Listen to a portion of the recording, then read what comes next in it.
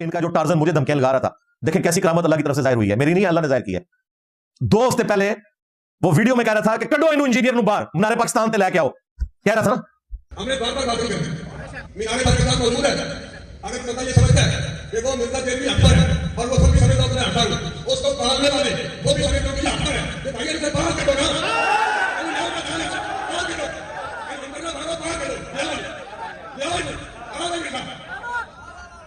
तो मैंने इसे ये जवाब दिया था कि भाई तुम्हारा बापा जानी 1996 में उस पर एक ही दफा मर्डर अटेम्प्ट हुई, 30 साल हुए हैं, उसे तुमने हवा नहीं लगवाई।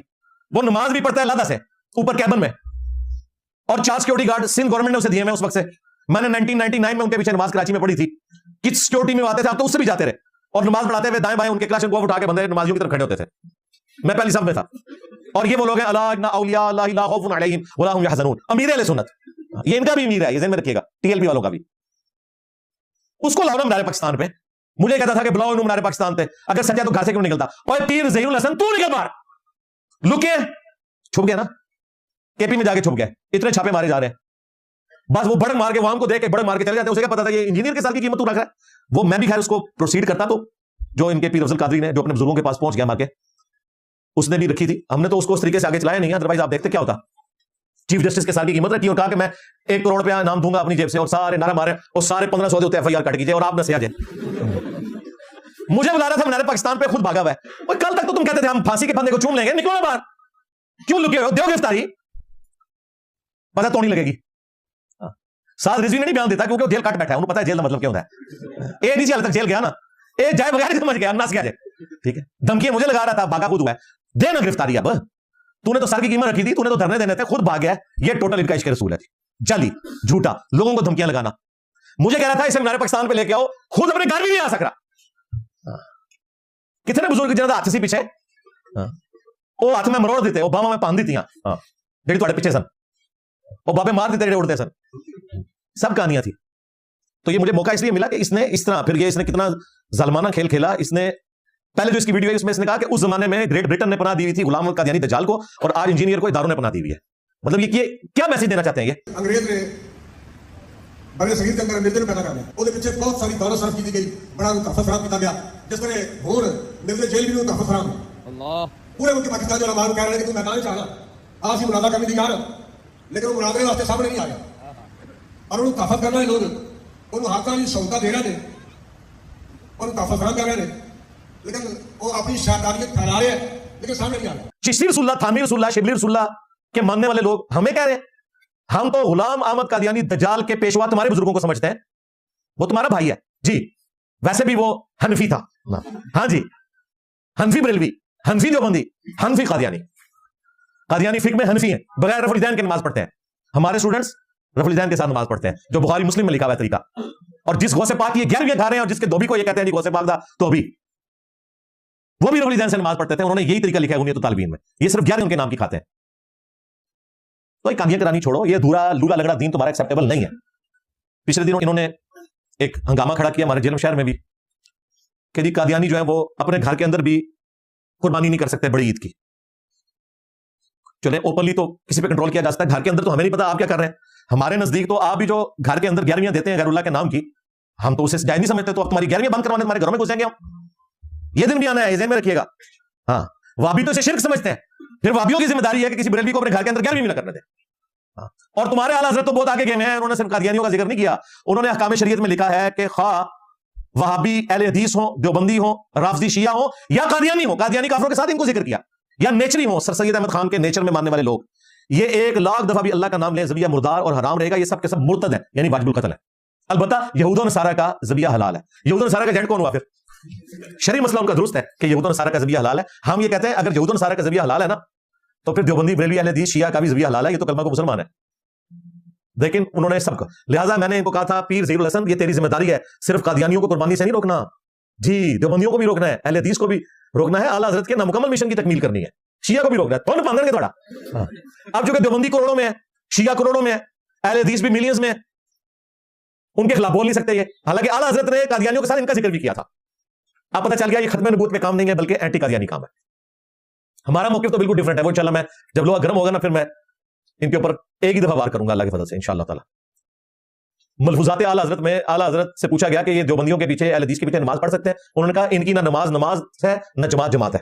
पूछा गया इनकी मस्जिद में पढ़ ले? उन्होंने कहा कुफार की मसाजिद मिसले घर के हैं। जिस तरह घर में मजबूरन नमाज होती है ना, कुफार की मस्जिदों में नमाज हो जाएगी। कुफार की मसाजिद, कुफार किसे कहा? देवबंद को और अहले हदीस को। वहाबी आला हजरत इन दोनों को कहते हैं। लेकिन ब्लंडर हो गया, मसाजिद कह दिया। कुफार की मसाजिद नहीं होती है, कुफार की इबादत गाहें होती है। मसाजिद तो मुसलमानों की होती है। ये आला हजरत से भी ब्लंडर हो गया। इसलिए हम कादियानियों को मस्जिद नहीं लिखने देते, बैतुल हम्द लिखते हैं वो अपनी इबादत गाहों में। और अगर टीएलपी की गवर्नमेंट आ गई फिर वाबियो तुम भूल जाओ, तुम्हारी मस्जिद में भी फिर बैतुल हम्द लिखा जाएगा। बादशाही मस्जिद नहीं रहेगी, फिर बादशाही बैतुल हम्द होएगा। शाह फैसल बैतुल हम्द होएगा, क्योंकि ये वाबियों के पास है ना। और मस्जिद नबी किसके पास है? और बैतुल्लाह शरीफ किसके पास है? वो नजदियों के पास। ये उनको नजदी कहते हैं ना। तो क्या करेंगे ये? सारों को बैतुल हम्द कर देंगे? ये कहानियां करवानी छोड़ो। तुम लोग सिर्फ एंटी कादियानी काम कर सकते हो। खत्म नबूवत पे तुम लोगों ने काम किया होता ना, अगर ये कादियानियत का फितना इतने मुल्कों में ना फैलता। तुम लोगों ने इन्हें ग्राउंड्स प्रोवाइड किए। उनके पास सारा सहारा यही बुजुर्ग बाबों की लिखी हुई बातें। हम कहते हैं उसने अपने आप को बरूजी नबी कह दिया, जिली नबी कह दिया। बिल्कुल कलमाते कुफर है, दार इस्लाम से खारिज है।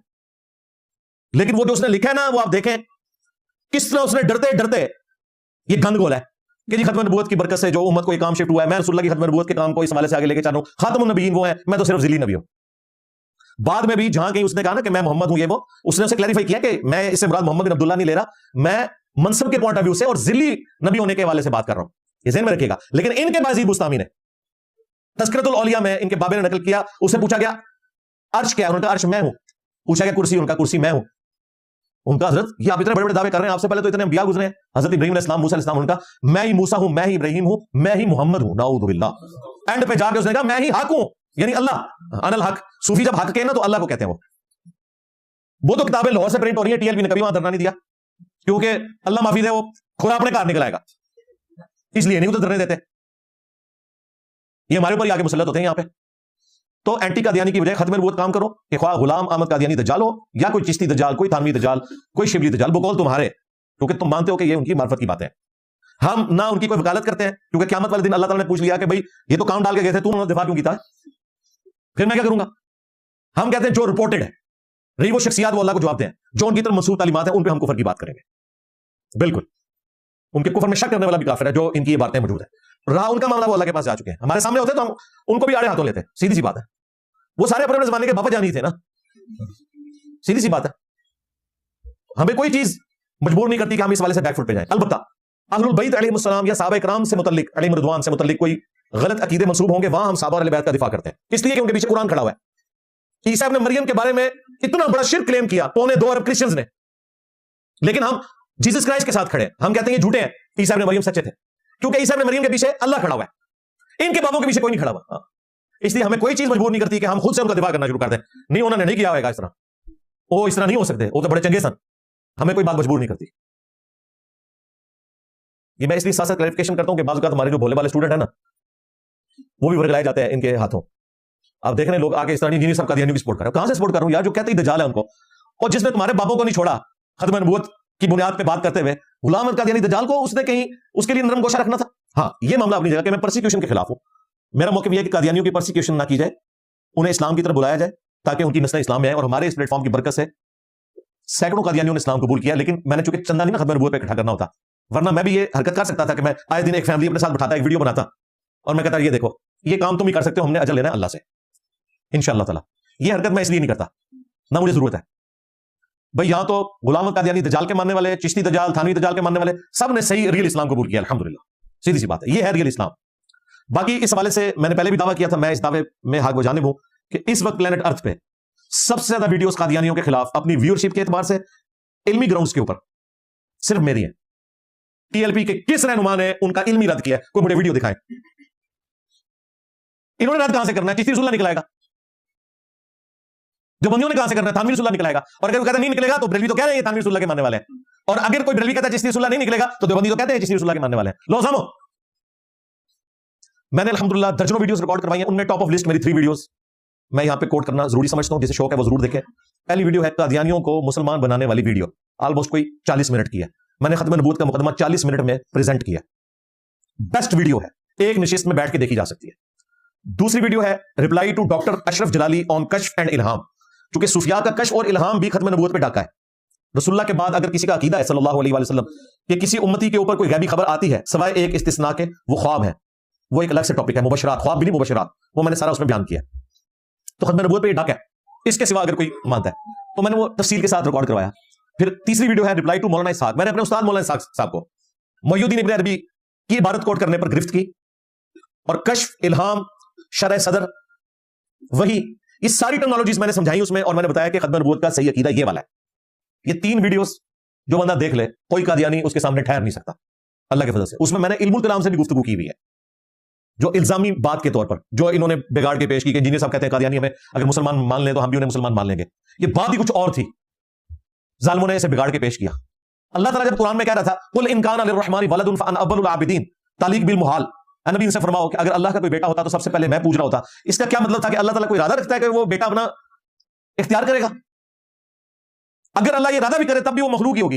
ये भी मौजूद है सूरह ज़ुमर में कि अल्लाह अगर अपना बेटा किसी को चुनता तो मखलूक में से चुन लेता, रहता वो मखलूक ही। तो ये समझाने के लिए बात, तालीक बिल मुहाल इसे कहा जाता है। और ये ऐसा छक्का है, ऐसा यक्का है, इसके आगे ठहर नहीं सकते। ये मजलूमियत का कार्ड खेलते हैं कि पूरी उम्मत ने हमें काफिर डिक्लेयर कर दिया, हालांकि ये उम्मत को काफिर कहते थे। 60-70 साल मुसलमानों ने तकलीफ में काटे हैं ना, तब जाके 74 में डिसीजन हुआ है। वो तो 1908 में फौत हुआ था, एक पूरा पीरियड वो भी सिर्फ पाकिस्तान में काफिर डिक्लेयर हुए, फिर सऊदीया वालों ने पाबंदी लगाई, इक्का दुक्का और मुल्कों के अंदर। अभी भी जर्मनी के अंदर एलानिया तबलीग वो कर रहे हैं, आम गोरों को तो नहीं पता, वो मुसलमान समझ के इस्लाम कबूल कर रहे होते हैं, उनके हाथ पे अभी भी बहुत मेहनत की जरूरत है। लेकिन ये स्टेप वाइज इल्मी दलाइल के साथ चीजें पब्लिक के सामने रखी जाए। अब यूट्यूब की बरकत से आप लेपा पोती नहीं कर सकते, आप कर लेंगे, आपकी आने वाली नस्लें नहीं मानेगी। जब आप लोगों की जिल्लत और रुसवाई मुनाजरों में होगी सिर्फ इस वजह से कि आपने अपने बाबों के दिफा की खातिर, क्या फर्क पड़ता है यार? सारे बाबे भी बली चढ़ जाए खत्म नबूवत की खातिर, क्या फर्क पड़ता है? लेकिन ये जुर्रत इसलिए नहीं करते कि जिन फिरकों में उठते बैठते हैं, जिनके चंदे खाते हैं, वो इन्हें इजाजत नहीं देते, और वहां जाके दावे करते हैं, ये बड़े बड़े जाके कादियानियों के सामने अगले जलील कर देते हैं। इन्होंने दावा किया कि खत्म नबूवत का हमारा सारा एक जैसा अकीदा है। अगलों ने सारे मौलवियों की रिकॉर्डिंग चला दी, उन्होंने कहा कोई एक जैसा अकीदा नहीं है।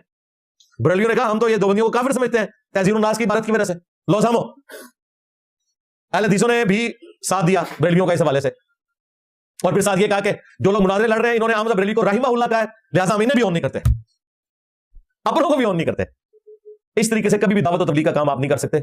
मुझे बहुत पहले इस चीज की समझ आ गई थी। इनिशियली जब मैंने दावत का काम शुरू किया तो रिवल्ट होने के बाद अहले हदीस फिरके की मसाजिद में मैंने दर्ज शुरू किया, लेकिन मैंने पहले दिन से ये फोर्सी कर लिया था कि अहले हदीस भी एज ए फिरका गुमराही का शिकार है, नस्बियत इनमें घुसी हुई है, इब्न तैमिया की तकलीद घुसी हुई है।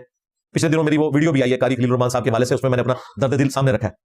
लेकिन अल्लाह का शुक्र है जब से वीडियोस रिकॉर्ड होना शुरू हुई, मैंने पहले दिन से फिरका वारियत को 3 तलाकें देकर 4 तकबीरें पढ़ के, बल्कि 5 तकबीरें भी, सही मुस्लिम में 5 तकबीरें भी साबित है, दफना दिया अल्लाह के फजल से।